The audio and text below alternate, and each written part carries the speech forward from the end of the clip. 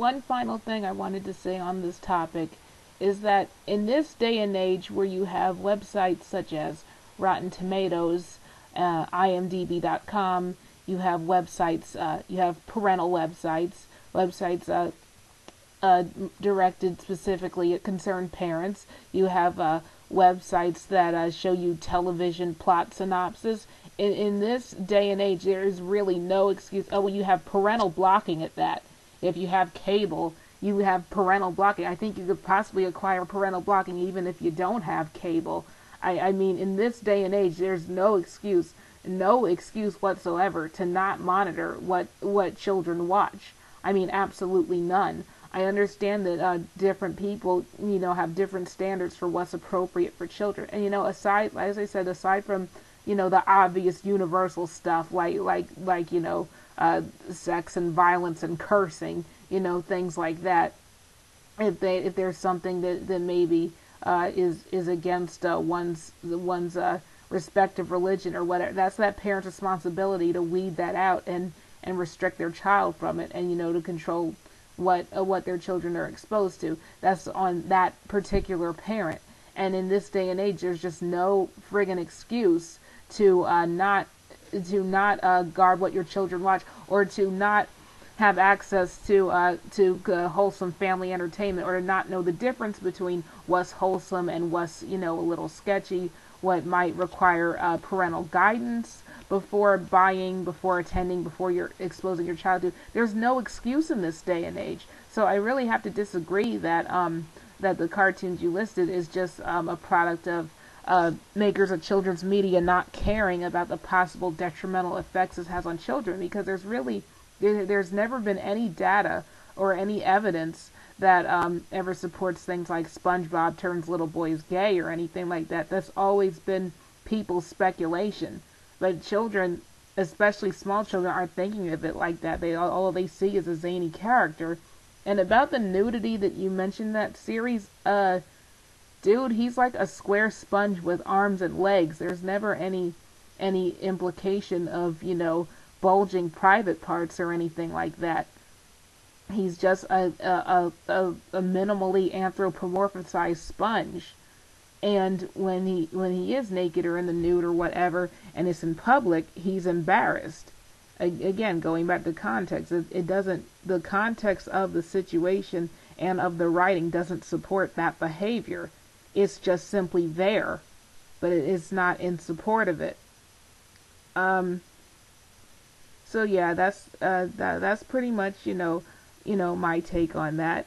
And once again, this is not criticizing what you expose your children to at all. That is on you. That is your business. And after all, they are very, very small children, and all those shows you listed aren't marketed to small. Well, small children often watch them. Most parents don't have a problem with their small children watching them, but that's mainly for the older children. That's mainly for the elementary school and middle school aged children. All those shows you listed. So it's pretty logical and reasonable that you wouldn't want your very small children to watch them, for whatever reason. But I just disagreed with with much of your analysis on those shows and on children media in general. Although you were correct when you said that these companies' primary priority is making money. And again, you're talking about television, but that's especially obvious with films these days. A lot of these family-oriented films, especially the animated films, the marketing and the trailers are very dishonest. The trailers are always portrayed to be very lighthearted and very cutesy and whatever, but they may contain some very heavy themes, even if they are rated G. Like which was the case in Toy Story 3. That was rated G, but that had a lot of things that in my opinion, required it to be parental guidance, and weren't exactly too appropriate for a good segment of most small children. A lot of marketing for animated film shows, they're dishonest like that, because what they want to do is they want to attract as many butts to seats as possible. by appealing to the parents, of children of all ages, appealing to grandparents, appealing to, babysitters who are taking care of little young small children. They just want to appeal to that and, rake in the money for that. Then when you finally get there, they want to sneak in some subtly adult themes or adult elements to impress the critics in the audience. Oh yeah, that also gets back to a point that I forgot to mention about those cartoons you listed and about some children's media in general. Some of those things are also those elements that you said aren't appropriate for small children. Those are also for the sake of entertaining the adults, because some of them will contain things that children either won't understand or won't find as funny. Things like dry, cynical humor, or certain pop culture references, or to an extent, some very mild, blink and you'll miss it, goes over the heads of most kids, sexual innuendo.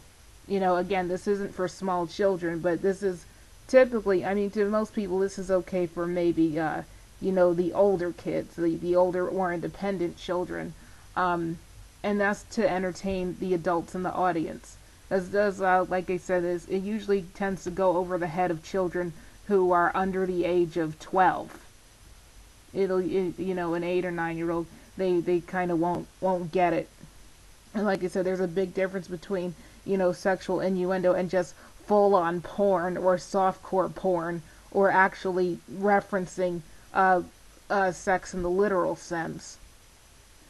It'll usually be a wink. I guess I could use the example of a scene in The Incredibles when a character sees the children and says, "Y'all got busy," or something. Of course parents are gonna laugh at that. Maybe a child who didn't get wasn't taught the birds and the bees yet, they're not gonna understand that or find that funny. But the older kids and the parents, that's what I mean about mild sexual innuendo.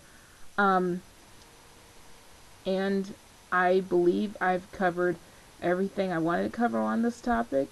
I agree with you that parents have to, watch what their children watch, and they have to talk to their children and understand their children's taste in entertainment and their children's maturity level, and what scares their children, what frightens their children, and what inspires their children, so they could come to the conclusion of what entertainment will speak to their children the best, and what will be the most appropriate. People can't use the TV or entertainment to educate their children, because that's not what it's for.